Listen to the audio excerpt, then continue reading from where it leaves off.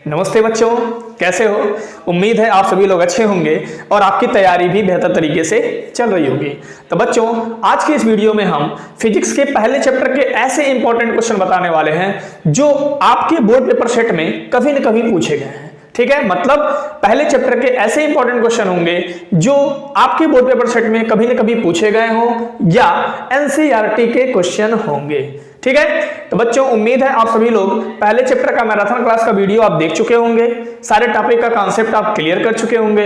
यदि बच्चों आपको पहले चैप्टर के कॉन्सेप्ट नहीं क्लियर है तो एक बार आप इसके मैराथन क्लास का वीडियो देख लीजिए और हर एक टॉपिक के कॉन्सेप्ट को क्लियर कर लीजिए, तब आपको न्यूमेरिकल समझने में और ज्यादा आसानी होगी। ठीक है बच्चों, तो आज हम वही न्यूमेरिकल कराएंगे जो इस चैप्टर से आपके बोर्ड पेपर सेट में पूछता है। ठीक है, तो चलिए स्टार्ट करते हैं आज का पहला न्यूमेरिकल क्वेश्चन। ठीक है, तो क्वेश्चन क्या है? क्वेश्चन कह रहा है कि दो बिंदु आवेश QA 3 माइक्रोकूलम तथा QB -3 माइक्रोकूलम निर्वात में एक दूसरे से 20 सेंटीमीटर की दूरी पर स्थित है। क्लियर? अब आप ध्यान दो, प्रश्न क्या कह रहा है? कह रहा है बच्चों कि ये QA है, QA दिया है 3 माइक्रोकूलम और QB दिया है बच्चों -3 माइक्रोकूलम। ठीक है, ये ध्यान रखना, ये धनावेश है और ये क्या है बच्चों? ऋणावेश है। फिर कह रहा है दोनों बिंदुओं को मिलाने वाली रेखा AB के मध्य बिंदु O पर वैद्युत क्षेत्र की तीव्रता कितनी है? ये जो रेखा है बच्चों ये है AB, इसका मध्य बिंदु समझो O है। ठीक है, मध्य बिंदु O पर हमें वैद्युत क्षेत्र की तीव्रता निकालनी है। सबसे पहले हम पहला क्वेश्चन सॉल्व करते हैं, फिर दूसरा हम आपको बताते हैं बाद में। ठीक है, अब आप ध्यान दो, एक चीज का आप ध्यान देना कि किसी बिंदु आवेश के कारण, जिन बच्चों को ये कॉन्सेप्ट नहीं पता होगा आप नोट कर लीजिएगा, किसी अन्य बिंदु, समझ लीजिए ये O है। ठीक है, यहाँ जो तीव्रता निकाला जाता है उसका फार्मूला होता है कि Q बटे जो होता है R²। R क्या है? इस बिंदु से इस आवेश तक के बीच की दूरी, इस बिंदु से इस आवेश के बीच की क्या है? दूरी है। अब आप ध्यान दो और एक चीज और बता दें, +Q आवेश के कारण जो तीव्रता उत्पन्न होती है वो क्या होता है? उसकी दिशा +Q से दूर की तरफ जाती है। ठीक है, और -Q आवेश के कारण जो तीव्रता उत्पन्न होती है उसकी दिशा -Q आवेश की ओर होती है। ये 2-3 बात आप ध्यान रखना, तो फटाक से ये क्वेश्चन सॉल्व हो जाएगा। क्लियर? अब हम आपको बताएं, QA दिया है 3 माइक्रोकूलम, तो बच्चों इसको क्या करो आप कूलम में बदल दो, तो ये हो जाएगा 3 × 10⁻6 कूलम, क्योंकि बच्चों माइक्रो कूलम को कूलम में बदलने के लिए 10⁻6 से गुणा करते हैं। इसे भी आप कूलम में बदल दो तो ये हो जाएगा 3 × 10⁻6 कूलम। और कह रहा है कि इन दोनों की जो बीच की दूरी है, इन दोनों की जो बीच की दूरी है वो दे रखा है आपका 20 सेंटीमीटर। 20 सेंटीमीटर। ठीक, तो बच्चों इसके जो बीच की दूरी होगी वो आपकी हो जाएगी 10 सेंटीमीटर और इस आवेश से इस बिंदु तक की जो दूरी होगी वो आपकी हो जाएगी 10 सेंटीमीटर। ठीक, तो सेंटीमीटर को मीटर में बदलने के लिए क्या करते हैं? सेंटीमीटर में है ना, इसको मीटर में बदलना पड़ेगा। इस बिंदु आवेश से इस बिंदु तक की दूरी, अभी हम आपको बताए थे ना कि बिंदु आवेश से बिंदु O तक की दूरी को हम R से रिप्रेजेंट करते हैं। तो इस आवेश के कारण इस बिंदु पर जो तीव्रता उत्पन्न होगी यहाँ पर, उसके बीच की दूरी क्या है? 10 सेंटीमीटर। तो 10 सेंटीमीटर को हम मीटर में बदलेंगे, तो सेंटीमीटर को मीटर में बदलने के लिए 10⁻2 से गुणा करते हैं। ठीक है, अब बच्चों ध्यान दो, इस आवेश के कारण इस बिंदु पर हम तीव्रता निकालेंगे, इनके बीच की दूरी कितनी है? 10 सेंटीमीटर। इस सेंटीमीटर को भी हम मीटर में बदलेंगे। इतनी बात क्लियर है ना? ध्यान रखिएगा। ठीक है, अब आप ध्यान दो। अब हम आपको बताते हैं कि यहाँ पर परिणामी तीव्रता होगा क्या। यहाँ पे जो परिणामी तीव्रता निकलेगा, यदि आप इसको फिगर के माध्यम से समझ लेंगे ना तो कैलकुलेशन करने में थोड़ा भी दिक्कत नहीं होगा। ठीक है, बस आपको यहाँ समझ में आ जाना चाहिए कि परिणामी तीव्रता निकालेंगे कैसे, क्योंकि क्या पूछ रहा है कि इस AB के मध्य बिंदु O पर परिणामी तीव्रता निकालिए, इनके बीच की दूरी 20 सेंटीमीटर है, तो 10 सेंटीमीटर पे दोनों आवेश हो गए। अब आप ध्यान दो, ये बच्चों प्लस Q आवेश है, तो +Q आवेश के कारण जो इस पर तीव्रता उत्पन्न होगी उसकी दिशा क्या होगी? +Q से दूर की तरफ होगी। ऐसे समझ लो, ये आपका E1 है। और -Q आवेश के कारण जो यहाँ तीव्रता उत्पन्न होगी उसकी दिशा बच्चों किधर होगी? -Q आवेश की तरफ होगी। मान लीजिए कि ये E2 है। अब आप ध्यान दो, दोनों तीव्रता क्या है, एक ही दिशा में। जब बच्चों दोनों तीव्रता एक ही दिशा में होता है तो इनकी जब परिणामी तीव्रता हम निकालते हैं तो परिणामी तीव्रता इन दोनों तीव्रताओं के योग के क्या होता है, बराबर होता है। और प्रश्न में हमसे यही पूछ रहा है कि बिंदु O पर परिणामी तीव्रता निकालिए, तो बिंदु O पर जो परिणामी तीव्रता होगा वो आपका होगा E1 प्लस E2। ठीक, तो उसके पहले हमको E1 निकालना पड़ेगा। E1 क्या है, प्लस Q आवेश के कारण बिंदुओं पर उत्पन्न वैद्युत क्षेत्र की तीव्रता, और E2 क्या है, प्लस QB आवेश के कारण बिंदुओं पर वैद्युत क्षेत्र की तीव्रता। तो दोनों तीव्रता निकाल करके हम उसको जोड़ देंगे तो बिंदु O पर परिणामी वैद्युत क्षेत्र की तीव्रता निकल जाएगी। क्लियर है, चलिए सॉल्व करते हैं।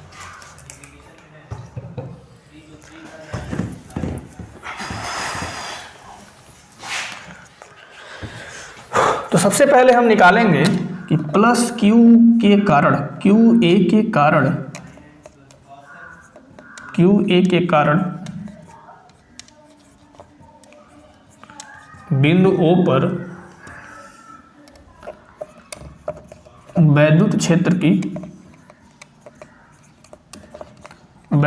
की तीव्रता। ठीक, तो प्लस क्यू ए के कारण जो बिंदुओं पर वैद्युत क्षेत्र की तीव्रता होगी वो आपकी हो जाएगी E1, और E1 बच्चों फार्मूला होता है कि Q A upon R square.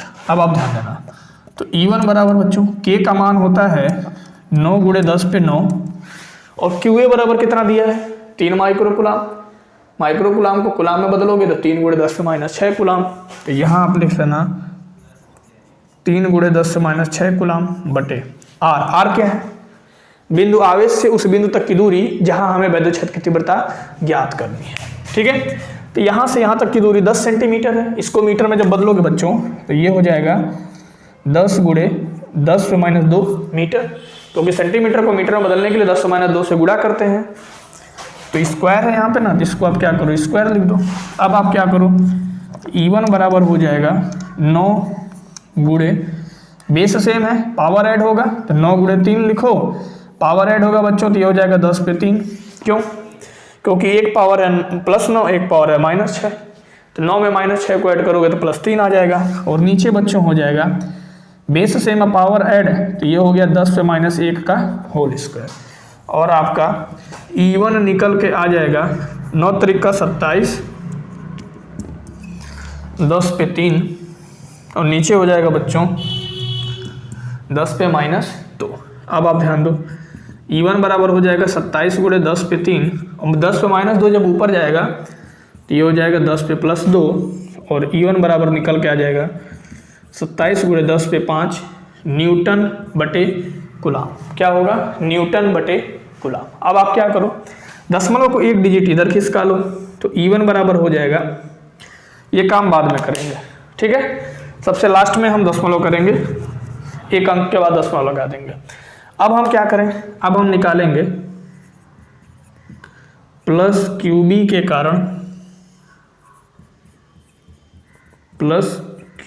के कारण बिंदु O पर वैद्युत क्षेत्र की तीव्रता। तो प्लस QB के कारण जो बिंदुओं पर वैद्युत क्षेत्र की तीव्रता होगा वो बच्चों हो जाएगा E2, और फार्मूला हो जाएगा K QB upon R square. अब आप ध्यान देना, यहीं पे आपको ध्यान देने की जरूरत है। K का मान होता है 9 गुणे 10 पे 9, और QB का मान बच्चों दिया है -3 माइक्रोकुलाम। ठीक है, माइनस से पता चल रहा है कि ये जो आवेश है ऋणावेश है, तो कैलकुलेशन के समय माइनस आप मत लिखना, क्योंकि बाद में जब परिणामी तीव्रता निकालोगे तो प्रॉब्लम हो जाएगा। ठीक है, माइनस आप स्किप कर दो, तो यहाँ हो जाएगा 3 गुणे 10 पे माइनस 6, और आर आपको पता है ये भी 10 सेंटीमीटर है, तो ये हो जाएगा 10 गुणे 10 पे माइनस 2 का होल स्क्वायर। तो E2 बराबर हो जाएगा, कुछ इसी प्रकार का वैल्यू निकल रहा है बच्चों, ध्यान दीजिए आप, सेम वैल्यू निकल रहा है, मतलब सेम तीव्रता निकल रही है। 9 त्रिक का आपका हो गया 27, बेस से में पावर ऐड तो 10 पे 3, और देखो बेस से में पावर ऐड तो यहाँ बच्चे हो जाएगा 10 पे माइनस 1 का होल स्क्वायर। क्लियर है, तो E2 बराबर हो जाएगा 27 गुणे 10 पे प्लस 3 बटे यहाँ हो जाएगा 10 पे माइनस 2, और E2 बराबर आपका निकल के आ गया 27 गुणे 10 पे 3, और ऊपर जाएगा ये 10 पे -2 तो 10 पे +2 हो जाएगा, तो बराबर हो जाएगा E2 बराबर 27 गुणे 10 पे 5 न्यूटन बटे कूलम। अब हम क्या करेंगे, E1 तो निकल गया, E2 भी निकल गया। E1 क्या है, QA के कारण बिंदुओं पर वैद्युत क्षेत्र की तीव्रता E1 और Q2 और QB के कारण बिंदुओं पर वैद्युत क्षेत्र की तीव्रता E2। परिणामी तीव्रता निकालने के लिए इन दोनों तीव्रताओं को हम जोड़ देंगे। तो अब लिखेंगे बिंदुओं पर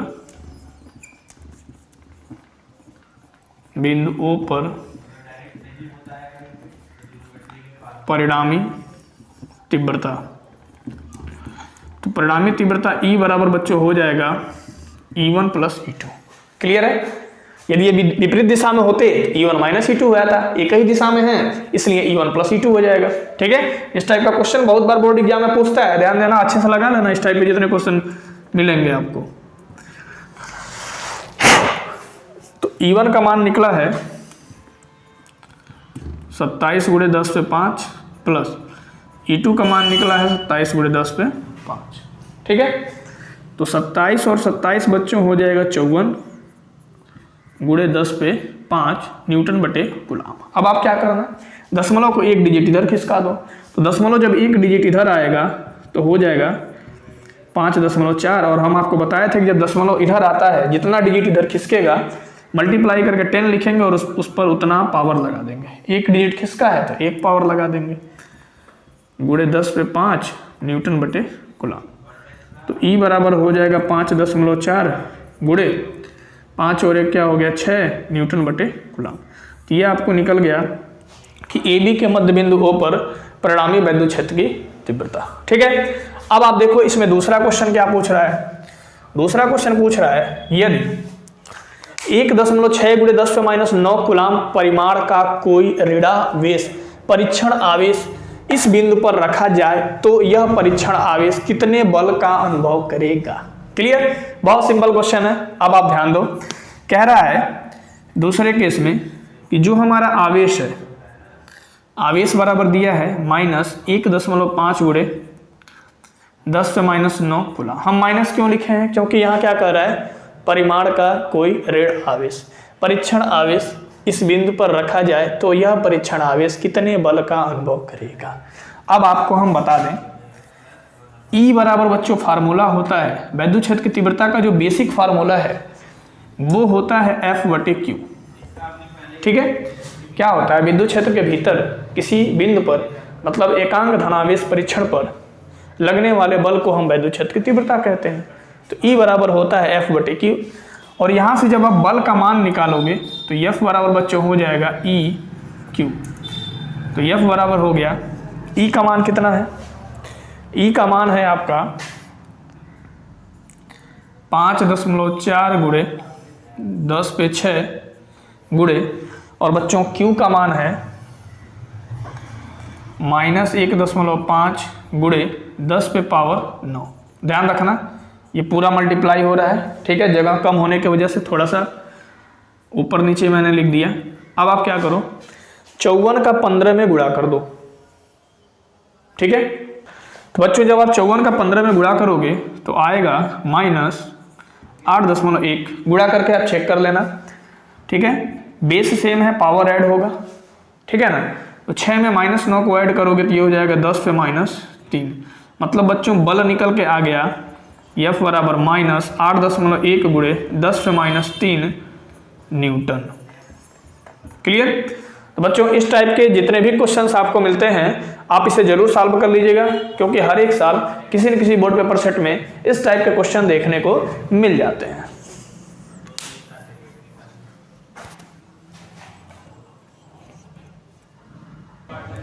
तो चलिए बच्चों अब हम एक और इंपॉर्टेंट क्वेश्चन बता रहे हैं। ठीक है, ये क्वेश्चन पढ़ते ही सॉल्व हो जाएगा यदि आपका बेसिक कॉन्सेप्ट क्लियर है तो। ठीक है, बेसिक कॉन्सेप्ट क्लियर है तो ये क्वेश्चन पढ़ते ही सॉल्व हो जाएगा। चलिए देखिए कैसे सॉल्व होगा। ये कह रहा है कि 4 बिंदु आवेश QA 2 micro coulomb, QB -5 microcoulomb, QC 2 microcoulomb तथा QD -5 माइक्रोकुलाम 10 सेंटीमीटर भुजा के किसी वर्ग ABCD के शीर्षों पर स्थित है। क्लियर? तो बच्चों इसमें एक वर्ग दे रखा है, वर्ग की भुजा है बच्चों क्या 10 सेंटीमीटर, वर्ग की क्या होती है प्रत्येक भुजा बराबर होती है। ये है आपका ABCD, ध्यान देना ये एक वर्ग है, ठीक है। इस पर जो आवेश है बच्चों QA पे वो है 2 माइक्रोकुलाम और QB पे जो आवेश है बच्चों वो आपका है 5 माइक्रोकुलाम, QC पर जो आवेश है वो है 2 माइक्रोकुलाम और D बिंदु पर बच्चों आवेश है -5 माइक्रोकुलाम। अब हमसे प्रश्न क्या पूछ रहा है? पूछ रहा है कि वर्ग के केंद्र पर रखे एक माइक्रोकुलाम आवेश पर, मतलब वर्ग के केंद्र बिंदु पर इसके विकर्ण को आप मिला दो, विकर्ण को आप मिला दो, ठीक है। तो वर्ग के केंद्र बिंदु O पर 1 माइक्रोकुलाम का आवेश है और कह रहा है कि 1 माइक्रोकुलाम आवेश पर लगने वाला बल कितना होगा, ठीक है। मान लीजिए कि इस 1 माइक्रोकुलाम आवेश पर जो लगने वाला कुल बल है वो आपका क्या है F है। ध्यान देना, दो धनावेश हो, दो धनावेश के कारण जो बल लगता है उनके बीच में वो प्रतिकर्षण बल लगता है और बच्चों उनमें से यदि कोई एक ऋणावेश है कोई एक धनावेश है तो उनमें आकर्षण बल लगता है। अब आप ध्यान दो, तो आप क्या देख पा रहे हैं कि मान लीजिए बिंदु A पर जो स्थित आवेश है 2 माइक्रोकुलाम, इसके कारण इस पर जो बल लगेगा, ठीक है, इसके कारण इस पर जो बल लगेगा उसकी दिशा बच्चों इस दिशा में होगी, क्योंकि दोनों धनावेश है तो यहाँ जो लगेगा वो प्रतिकर्षण बल लगेगा। तो प्रतिकर्षण बल की दिशा क्या होगी बाहर की तरफ होगी, मतलब ये आपका हो जाएगा FA। अब आप ध्यान दो, बिंदु C पर 2 माइक्रोकुलाम आवेश है, यहाँ भी धनावेश है और 1 माइक्रोकुलाम ऑलरेडी धनावेश है, तो इन दोनों के बीच जो बल लगेगा वो प्रतिकर्षण बल लगेगा और प्रतिकर्षण बल बच्चों बाहर की तरफ लगेगा, तो ये आपका हो जाएगा FC। अब ध्यान दो, ये क्या है माइनस ऋणावेश है और ऋण आवेश के कारण इस बिंदु पर जो बल लगेगा वो आकर्षण बल लगेगा और आकर्षण बल की दिशा बच्चों क्या होगी अंदर की तरफ होगी। ध्यान देना, तो ये हो जाएगा आपका FB और D भी क्या है ऋणावेश है, D बिंदु D पर भी ऋणावेश है, तो इस ऋणावेश के कारण इस बिंदु पर जो स्थित आवेश है 1 माइक्रोकुलाम जो धनावेश है इस पर जो बल लगेगा वो भी आकर्षण बल लगेगा, तो आकर्षण बल लगेगा अंदर की तरफ, तो FD बच्चों क्या हो गया अंदर की तरफ हो गया। अब आप देख पा रहे होंगे ये दोनों आवेश क्या है बराबर है, मतलब इन पर जो बल लग रहा है वो बराबर बल लग रहा है, ठीक है। क्या देख पा रहे हैं आप कि इन पर जो बल लग रहा है FA और बच्चों क्या है FC, मीन्स बिंदु A पर स्थित जो आवेश है उसके कारण जो लगने वाला बल FA और बिंदु C पर जो स्थित आवेश है उसके कारण लगने वाला बल C, दोनों क्या है आपस में बराबर है, लेकिन इनकी दिशा क्या है बच्चों, दिशा आपकी क्या है विपरीत है। विपरीत दिशा को रिप्रेजेंट करने के लिए हम क्या करते हैं माइनस का चिन्ह लगाते हैं। अब आप ध्यान दो, इन दोनों बलों पे विचार करो, तो -5 माइक्रोकुलाम के कारण जो लगने वाला बल है FB और -5 माइक्रोकुलाम आवेश के कारण जो लगने वाला बल है किस बिंदु पे लग रहा है बिंदु O पर, और बिंदु O पर कितने माइक्रोकुलाम का आवेश है 1 माइक्रोकुलाम का, तो दोनों बल क्या है आपस में बराबर है, तो FB बराबर बच्चों हो जाएगा FD। दोनों बल आपस में बराबर है लेकिन क्या है दिशा में विपरीत है, तो ये भी माइनस लग जाएगा। विपरीत दिशा को रिप्रेजेंट करने के लिए सदिश में क्या होता है माइनस को हम लिखते हैं, ठीक। अब हमसे प्रश्न क्या पूछ रहा है, प्रश्न पूछ रहा है कि वर्ग के केंद्र पर रखे 1 माइक्रोकुलाम आवेश पर लगने वाला बल कितना है। तो मान लीजिए कि वर्ग के केंद्र पर जो लगे 1 माइक्रोकुलाम के कारण लगने वाला जो बल होगा वो F बराबर होगा FA plus FB plus FC plus बच्चों क्या हो जाएगा FT। अब आप ध्यान दो, तो FA की जगह आप क्या लिख सकते हो -FC लिख सकते हो, यहाँ लिख दो -FC, ठीक है। ये क्वेश्चन पढ़ते ही सॉल्व हो जाएगा यदि आपका कॉन्सेप्ट क्लियर है, तो हम आपको डिटेल में भी बता दिए।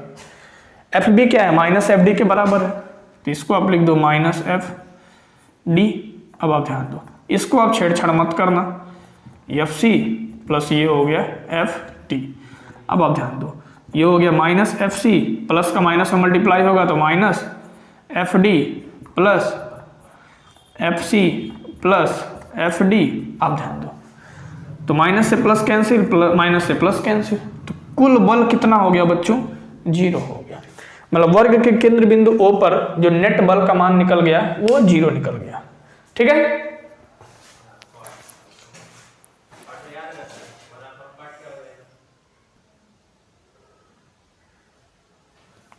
तो चलिए बच्चों अब हम आपको बताते हैं क्वेश्चन नंबर 3।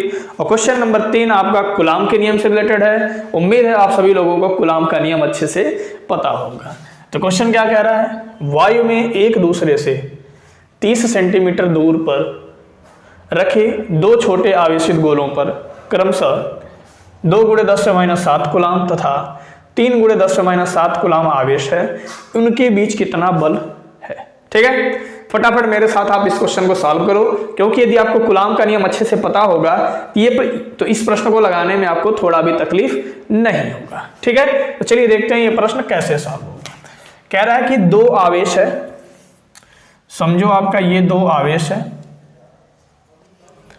एक है बच्चों Q1 जो दिया है 2 × 10⁻7 कूलाम, और एक है आपका Q2, इसका आवेश है 2 × 10⁻7 कूलाम, और इनके बीच की जो दूरी है बच्चों R बराबर वो दे रखा है 30 सेंटीमीटर।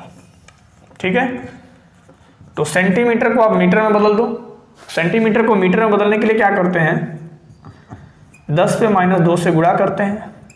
ठीक है, ध्यान देना, सेंटीमीटर को मीटर में बदलने के लिए 100 से भाग दे दो, या 100 से जब भाग दोगे और 100 को जब ऊपर ले जाओगे 10 पे -2 हो जाएगा। तो इसलिए मैं कहता हूं कि सेंटीमीटर को मीटर में बदलने के लिए 10 पे -2 से गुणा कर देते हैं। ठीक, उनके बीच बल निकालना है, तो लिखेंगे बच्चों कूलाम के नियम से,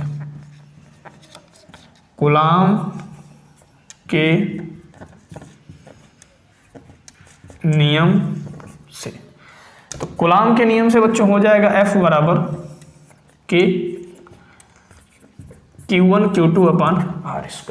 F बराबर हो जाएगा K Q1 Q2 अपान R²। अब आप ध्यान दो, तो F बराबर होता है, और K का मान है 9 × 10⁻9। ठीक है, और Q1 का मान बच्चों दिया है 2 × 10⁻7, और Q2 का मान है 3 × 10⁻7 बटे R का स्क्वायर। R क्या है? 30 × 10⁻2 का होल स्क्वायर। ठीक है, अब आप ध्यान दो, तो F बराबर हो जाएगा 9 गुणे, यहाँ पे 2 है, 2 को आप पास में लिख लो, 3 को पास में लिख लो। ठीक है, तो बेस से में पावर ऐड हो जाएगा, तो -7 में -7 को ऐड करोगे तो -14 हो जाएगा, और इधर क्या है? +9 है, और 9 में -14 को ऐड करोगे तो बच्चों हो जाएगा 10 पे -5। 9 में से 14 जाएगा, 10 पे -5। अब आप नीचे देखो, 30 × 10⁻2 का स्क्वायर, तो 30 का स्क्वायर जब आप लिखोगे तो इसको आप लिख दो 30 × 30, और 10 पे -2 पे पावर है, तो ये हो जाएगा -2 और 2 मिलके हो गया -4। क्लियर? अब आप ध्यान दो, अब हम इसे क्या कर सकते हैं? 3 त्रिक का 9, 3 दहा में 30, और 3 एकम 3, और 3 दहा में बच्चों क्या हो जाएगा? 30। अब 3 का 2 में गुणा करो, 3 का 2 में गुणा करोगे तो ये हो जाएगा 3 × 2, और यहाँ हो गया 10 पे -5, नीचे क्या है? 10 10 10 पे 1 पावर, 10 पे 1 पावर मिलके हो गया 10 पे पावर 2, और यहाँ हो जाएगा 10 पे पावर -4। अब आप ध्यान दो, तो F 3 का 2 में गुणा करोगे बच्चों क्या हो जाएगा? 6, और ये हो गया 10 पे -5, और नीचे क्या है? बेस सेम पावर ऐड, तो 2 में -4 को ऐड करोगे ये हो जाएगा -2, और F बराबर हो जाएगा 6 × 10 पे -5, और 10 को जब आप ऊपर ले जाओगे तो ये हो जाएगा 10 पे +2, और ये हो गया 6 × बेस सेम पावर ऐड, तो -5 में जब +2 को आप ऐड करोगे तो ये हो जाएगा 10 पे -3 न्यूटन। ठीक है ना? Simple question. कूलाम का नियम यदि आपको अच्छे से पता है तो इस प्रश्न को लगाने में थोड़ा भी तकलीफ नहीं होगा।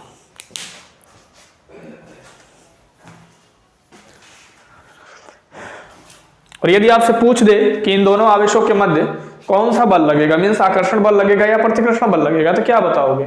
फटाफट कमेंट करके आप बता दीजिए, ठीक है।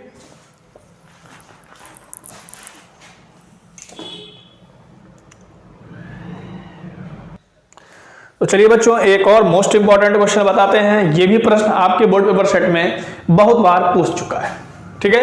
क्या कह रहा है प्रश्न? एक वैद्युत द्विध्रुव जिसकी लंबाई 4 सेंटीमीटर है, एक वैद्युत द्विध्रुव है जिसकी लंबाई क्या है? 4 सेंटीमीटर है, को एक समान वैद्युत क्षेत्र 10⁴ न्यूटन प्रति कूलाम, ठीक है, को एक समान वैद्युत क्षेत्र 10⁴ न्यूटन बटे कूलाम से 30 अंश पर रखने से 9 × 10⁻² न्यूटन मीटर का बल आघूर्ण लगता है। द्विध्रुव आघूर्ण की गणना कीजिए, ठीक है, मतलब द्विध्रुव आघूर्ण की गणना कीजिए। अब आप ध्यान दो, क्वेश्चन कह रहा है कि द्विध्रुव है जिसकी लंबाई 4 सेंटीमीटर है, को एक समान वैद्युत क्षेत्र ई का मान दे रखा है। वैद्युत क्षेत्र ई का मान जो दिया है वो दिया है 10⁴ न्यूटन बटे कूलाम, और कह रहा है कि 30 अंश पर रखने पर, मतलब थीटा बराबर बच्चों दिया है 30 अंश 9 × 10⁻² न्यूटन मीटर का बल आघूर्ण लगता है।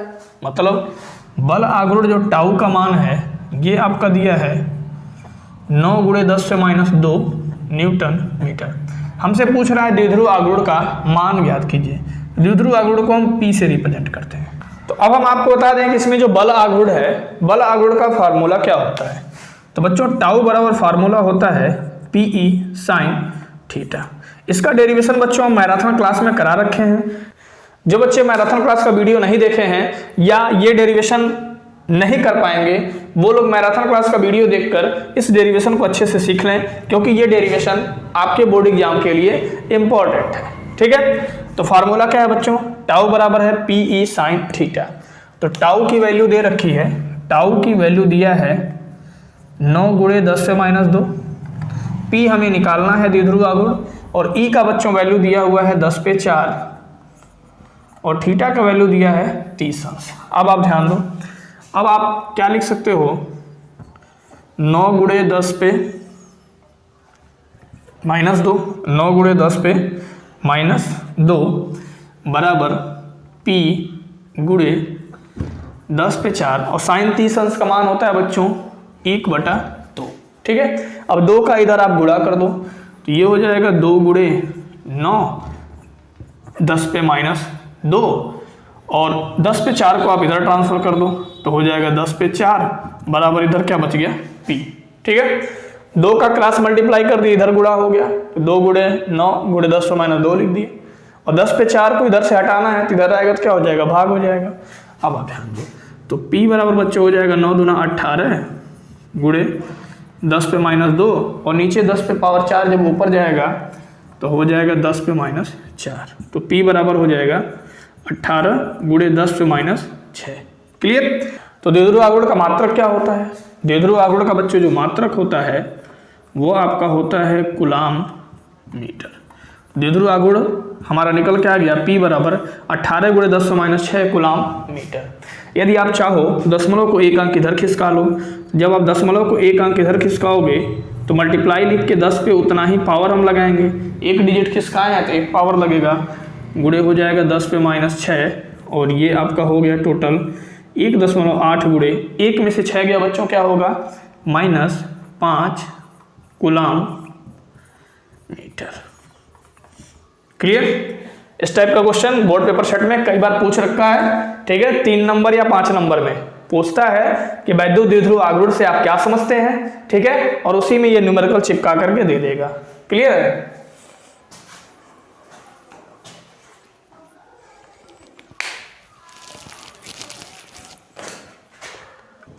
तो चलिए बच्चों, अब हम आपको बताते हैं क्वेश्चन नंबर 5। क्वेश्चन नंबर 5 क्या है? वैद्युत क्षेत्र की तीव्रता से संबंधित क्वेश्चन है। आपको हम एक फार्मूला बता दें। समझिए ये कोई बिंदु आवेश है +Q, और इस बिंदु आवेश से r दूरी पर कोई बिंदु O है जहां हमें वैद्युत क्षेत्र की तीव्रता निकालनी है। तो फार्मूला क्या होता है बच्चों? E बराबर हो जाएगा KQ/r²। पहले क्वेश्चन में भी हम आपको ये फार्मूला बताए थे, ठीक है। इसी फार्मूला का यूज करके ये न्यूमेरिकल क्वेश्चन हम सॉल्व करेंगे। अब आप देखो इसे कैसे सॉल्व करेंगे। कह रहा है 5 × 10⁻⁸ कूलाम बिंदु आवेश से कितनी दूरी पर वैद्युत क्षेत्र की तीव्रता 450 न्यूटन बटे कूलाम होगा।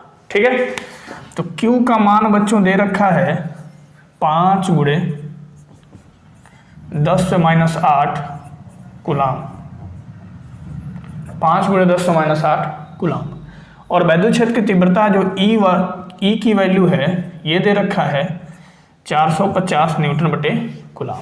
कह रहा है कि कितनी दूरी पर वैद्युत क्षेत्र की तीव्रता 450 न्यूटन बटे कूलाम होगी। हम मान लेंगे r दूरी पर, मीन्स हमें r का मान निकालना है। ठीक है, मतलब ये आपका प्लस Q आवेश है और ये बच्चों कोई बिंदु है, मान लीजिए बिंदु O है, और यहीं पर हमको वैद्युत क्षेत्र की तीव्रता दे रखा है 450 न्यूटन बटे कूलाम। तो पूछ रहा है कि कितनी दूरी पर वैद्युत क्षेत्र की तीव्रता 450 न्यूटन बटे कूलाम होगी। ठीक है, तो फार्मूला होता है E बराबर KQ बटे r²। अब आप ध्यान दो, r² को आप इधर ट्रांसफर कर दो तो r² बराबर हो जाएगा KQ बटे E। अब आप ध्यान देना, तो r² बराबर K एक कांस्टेंट वैल्यू है, कांस्टेंट है, इसकी वैल्यू कितनी होती है 9 × 10⁹ और Q हमारा आवेश है, आवेश कितना है ये है आपका 5 × 10⁻⁸ बटे E वैद्युत क्षेत्र की तीव्रता है, और वैद्युत क्षेत्र की तीव्रता बच्चों दे रखा है 450। अब आप ध्यान दो, r का स्क्वायर 9 का आप 5 में गुणा करोगे तो आएगा 45, और बेस से में पावर ऐड, तो बेस से में जब पावर ऐड होगा तो ये हो जाएगा 10 पर 1 नहीं लिखते क्योंकि 9 में जब -8 को ऐड करोगे तो +1 होगा ना, 1 मैं नहीं लिख रहा हूँ, बटे हो जाएगा 450। क्लियर। अब आप ध्यान दो, तो r² बराबर 45 का 10 में गुणा होगा तो ये हो जाएगा 450 बटे 450, 450 को 450 से काट दो, कितना आया 1। अब स्क्वायर जब इधर ट्रांसफर होगा बच्चों तो करड़ी में होता है, और करड़ी में 1 की वैल्यू होती है 1, मतलब r बराबर आ गया 1 मीटर। मतलब बिंदु आवेश 5 × 10⁻⁸ कूलाम से 1 मीटर की दूरी पर जो वैद्युत क्षेत्र की तीव्रता होगी वो आपकी हो जाएगी 450 न्यूटन बटे कूलाम। क्लियर।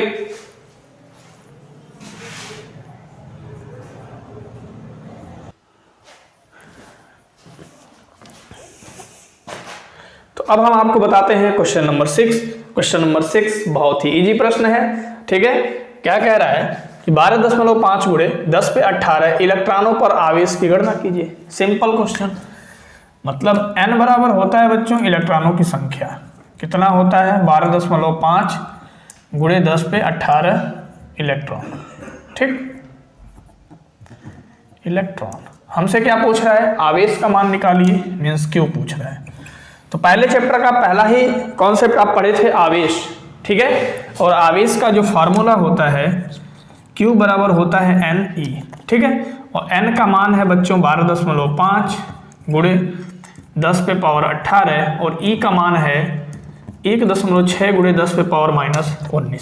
अब आप इसे कैलकुलेट कर लो क्योंकि वैल्यू निकल जाएगी फटाक से।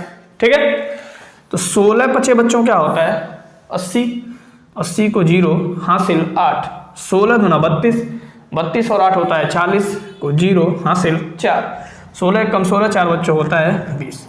ठीक है, 2 अंक के पहले आप दशमलव लगा लो, बेस सेम पावर ऐड, तो ये हो जाएगा बच्चों 10⁻−1, क्योंकि 18 में जब -19 को जोड़ोगे तो -1 होगा।